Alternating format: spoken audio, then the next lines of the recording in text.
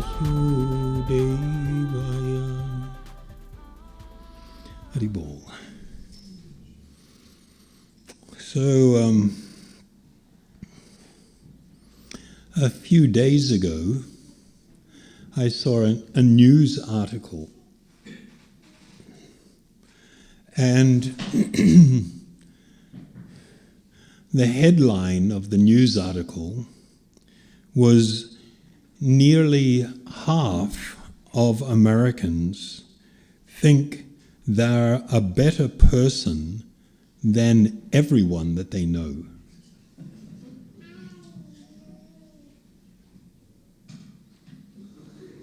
One more time, in case that didn't sink in with anybody. Nearly half of Americans think they're a better person than everyone they know. Hence my question, is this the death of humility?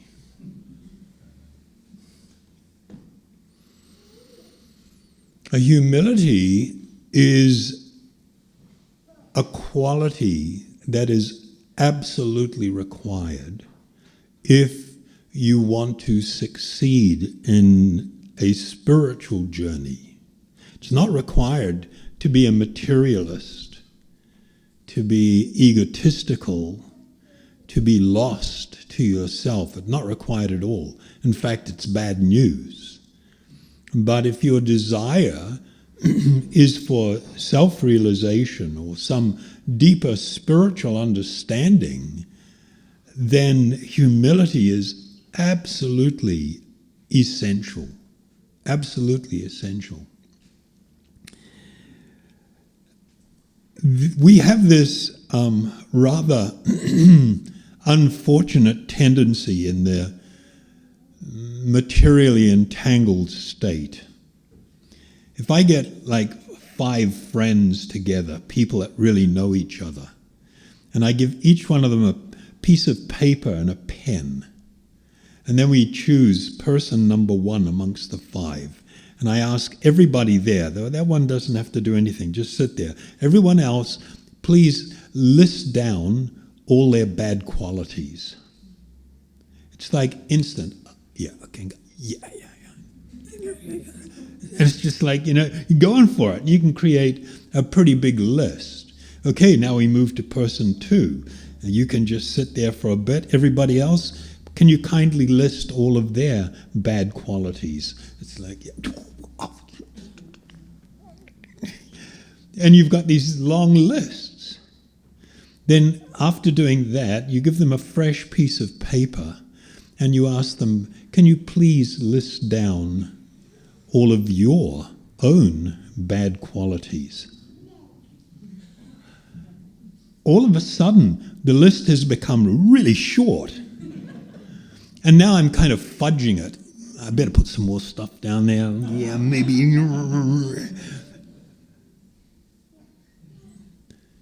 It's just astonishing, the capacity that we have to see the faults in others and to be almost blind to our own faults. And this is due to the influence of what is termed in the yoga philosophy as the ahankara. Ahankara means the false conception of the self.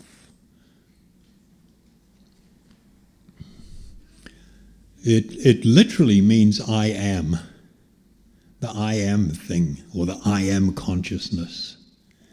I am, and it starts with the idea that the body is the self, which is the monumental illusion that almost everyone is entirely trapped in, that the body is the self. And if that's going to be your thinking, good luck. That's going to turn into a complete, crap out. It just does not get much better beyond 30 years of age. It's downhill all the way. I can remember reading an interview that somebody did with Elizabeth Taylor, who was in her day categorized as the most beautiful woman in the world. And as she aged, even in spite of all the plastic surgery and augmentation,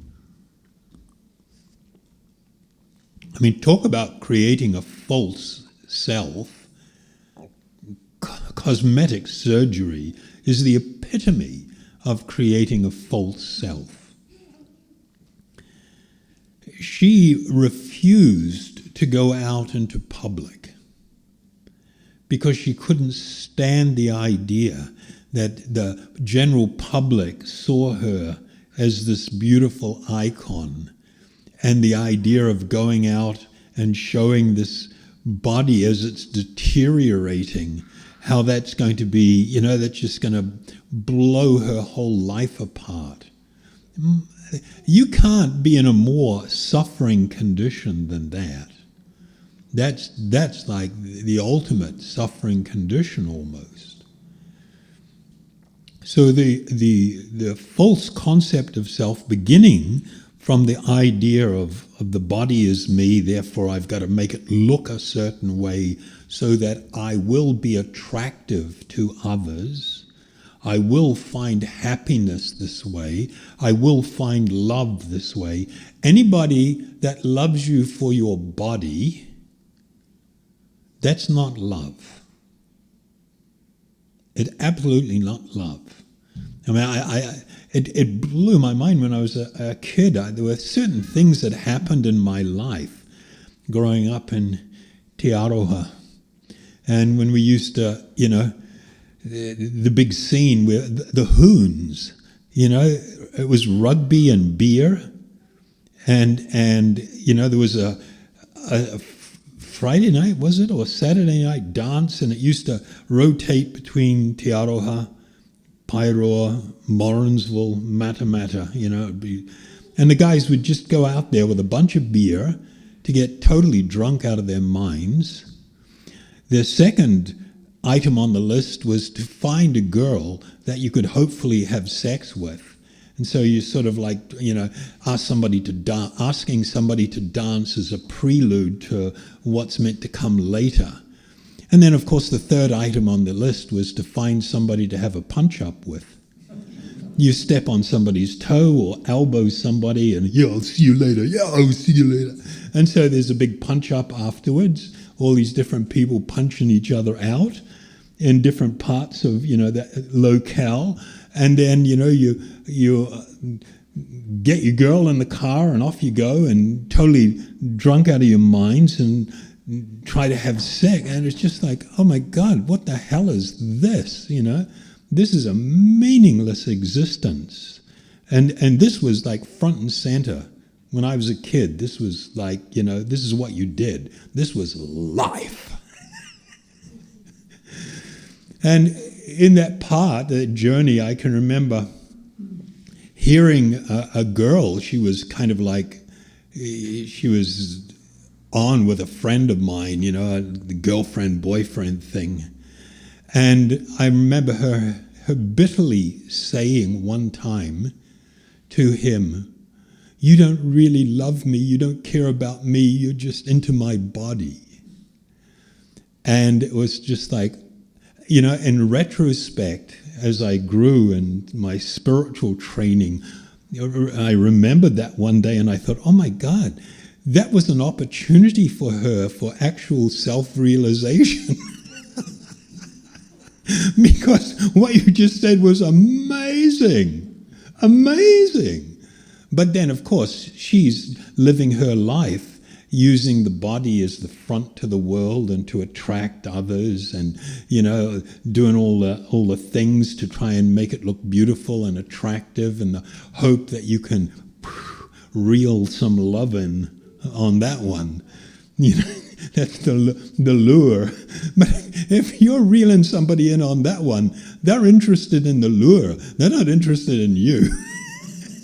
And as soon as that starts changing, then so much for that one.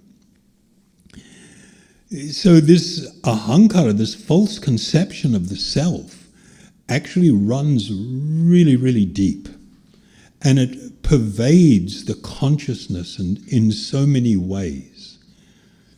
And the big enemy of this is, as I said, humility. Because humility requires that I step aside from all these images, self-images I have created myself or others are giving me, with their so-called affirmations and everything. I mean, affirmations that affirm a false idea are bad. They're really bad because it just puts you further into that state of consciousness and makes it increasingly difficult to find real deeper meaning and purpose and real happiness and peacefulness and the ultimate of real spiritual love.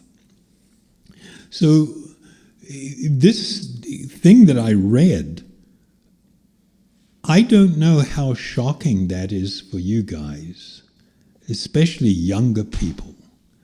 But for people that were been around a bit, and for thousands of years, this idea is mind-blowing.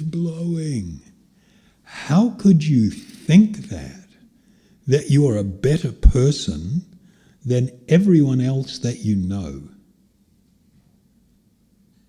I mean, really? Really? And what is the source of this? Where is this all coming from? Well, we've got two things. One is just the natural conditioning of material life and the material consciousness that's been here since time immemorial. It's been the constant battle. But now we live in an age where there are far bigger and more powerful influences than my stupid friends, all the crazy ideas that we had when we were kids. And I'm talking specifically about social media and big tech and the effect and influence that it's having on people's lives. The reason you have this vast number, almost 50% of the people, and this is not just because they're Americans, this is because of the lifestyle that has become so prevalent. There was a guy, his name was Tristan Harris. I don't know if you know this name. He used to formerly work with Google, and he was featured in this documentary, The Social Dilemma. If you have not seen this, or it's been a while since you've seen it, I really encourage you to look at it or look at it again, because it's really powerful and it really rips the blinders off. There is this effort to keep people dumb and stupid, docile and controlled. When he gave testimony before the US Congress, he described what the business model was of big tech. Okay? This is the business model. I mean, everybody that's into whatever, your Instagram and your Twitter and Facebook and, all my friends and, we just think it's all benevolent. And that's part of the attraction of it. But he described that the business model, and this is his words, and this guy was a design ethicist. He was meant to be concerned with the ethics of how they're designing logarithms and the use of big tech. And he resigned from Google because he thought it was so unscrupulous and it was so hazardous to people's mental health and their peace and well-being. So he described the business model is, in his words, to create a society that is addicted, outraged, polarized, performative, and disinformed. This is just the fundamentals of how it works, he said. So the guys in the back room, this is their model. This is what type of society that they're trying to create by using the tools. And all the advancement that's been made in the last particularly 50 years in psychology, how to get inside people's heads and their hearts and bend them this way and that. So their design and the way that they deliver things, in the way they design their apps, in the way they design functionality, it has to be addictive. And they actually study. They've got all these people that study addiction. They study addiction, addictive personalities. And they look, what is it that makes somebody a gambling addict? And they use all these devices that kind of flip these switches and make it so people lose control of their life and keep going back to do the same things over and over. So they study this, and this is inherent and it is built in to the things that we use. They want to create outrage. And one of the ways that they create outrage is to give you a sense of false importance, like your opinion really matters. Why don't you let us know what you feel about this? I mean, I just feel like throwing something at the TV when I see somebody delivering the news and we'd like to hear some feedback of what you think about this. They don't give a can I say it? They don't give a shit about your feedback.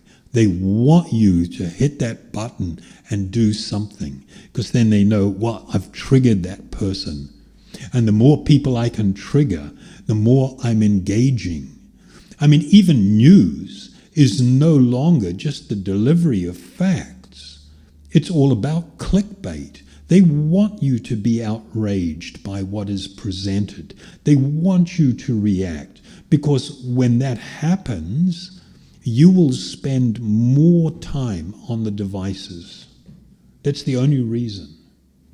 So they want you to be outraged, polarized. There's no middle ground anymore. There's no human decency.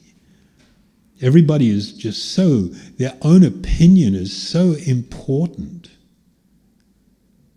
There's no humility. I mean, it was like 20 years ago, the big word was inclusivity, that you need to include everybody and stop being bad to minority groups. Now, it's different. It's all about polarization. People that you don't agree with, you should hate them. They're terrible people. You hate on them. You tell your friends about them. You gang up on them. You cancel them. It's just like, whoa. What happened to civility? What happened to inclusiveness? What happened to a diversity of opinion? Just because somebody's got a different opinion and you may think they're wrong, it doesn't entitle you to become like Stalin or Mao Zedong or Tito from Yugoslavia and just lock people up and smash them and kill them or cancel them because you don't approve of what they're thinking. This polarization that is taking place is directly a result of how society has been engineered. And of course, performative and disinformed, critical parts of the formula. But what it's doing is inflating people's self-importance. But this is not the true self. This is not me, the eternal spiritual being. It's the false concept of self. It's the material conceptions. And when we anchor our life there, for sure, we're going to become less humble. For sure, we're going to think we've got it together. We know what's going on. We know stuff. Those other guys are idiots, and we're gonna hate them. And it's just like, oh, we're in such a terrible state. This is not enlightenment. This is not an enlightened time. This is a time of increasing ignorance. This period that we live in, it is known as the Kali Yuga, which means the age of quarrel, chaos, and confusion. Thousands of years ago, the great sages and rishis wrote about this time period that was coming and described its characteristic. And those were the three principal things. There's lots more, but the chaos, quarrel, and confusion. A complete lack of real clarity on stuff. And so what's the result? In that same news source where I read that article about, people feeling that they are better than everyone else they know, and it was 47%, almost 50% of the population said that. So it doesn't mean everybody else is okay. There's just different degrees of that condition. But in that same news source, there was another article that said suicide attempts amongst adolescents between 12 and 17, and particularly girls, had risen by more than 50% during the pandemic. Well, what do you expect? One of the great foundations of knowledge is going to be humility. Humility is important in so many ways. And to practice it and to try and come to live a life. Humility doesn't mean you're weak. You can be incredibly strong and principled and really stand up for that which is right and to protect the weak and the disadvantaged and to speak for them, to help uplift others, but still be incredibly humble. We're not talking about a fake kind of, people equate humility with, the idea of beating up on yourself. No, that's not what humility is. So I was alarmed when I read this, and I thought I should say something about it. These are the canaries in the coal mine. You've heard this term? In the old days, when they would go down to work in coal mines, they would take a canary in a cage. Because if there were particularly methane and carbon monoxide or dioxide, excessive amounts of it, you can't smell it. It doesn't, you don't notice it. And suddenly you start becoming a little bit disoriented and you just keep working and doing things. Then all of a sudden you just black out and then you will die from carbon monoxide poisoning or methane poisoning. So they used to bring a canary because the canary was super sensitive. And if the canary started freaking out, and worse, if it died, everybody knew, run. It's time to get out of there like really quick. So because, our lifestyles have altered so much, and this is a little bit connected to the series that we've finished with, and if you weren't here for those, you can check them out online. The series called, A Compass for Life. It's so critically important for you, yourself, to establish a list of qualities that are going to guide you in your life, that you are going to embrace and work to develop and cultivate. And if you do this, you will become a much better person. And it opens the door for actual self-realization. It opens the door for you to become actually happy and peaceful and to find real deeper meaning and purpose in life. But if you are trapped in all the stuff that's going on in your head, if you're living in the world of your emotions and mind, it's kind of like, whoa, that's not going to work out very well for you. Sorry, it's just not. And part of having clarity is to be humble. Don't be overwhelmed with ideas of self-importance or that you are in great knowledge. In the ancient spiritual systems, everybody knew something. There were kind of basic stuff everybody knew. One of them was that all human beings suffer from 4 defects, at least prior to being self-realized. I mean, completely self-realized. These 4 defects are that I cannot entirely trust my senses and the knowledge absorbed through them. They are limited in nature.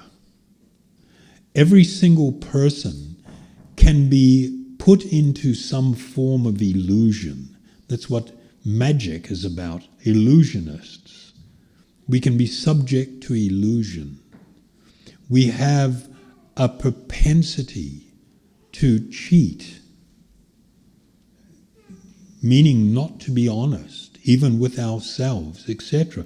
I mean, there are these fundamental things that are there. And so the transcendentalists were always wary of what their mind cooked up. They went to sources of knowledge. They directed their life. They adopted principles to live by that actually result in profound realization and understanding. And humility is really important. If you lose that one, you're going to have a big struggle in your life. Okay, that's it, folks. Was that okay or what? Really, I'm sorry if I'm a little bit of a bummer every week. I'm the bummer guy. Can't we just have the unicorns and the rainbows? Yeah, if you're on acid all the time. But you still have to come down from that one and face the reality of a degenerating body and a crappy life. Oh, I want you so much to become happy and to become strong and independent. And that will only happen if you grow spiritually. Thank you very much.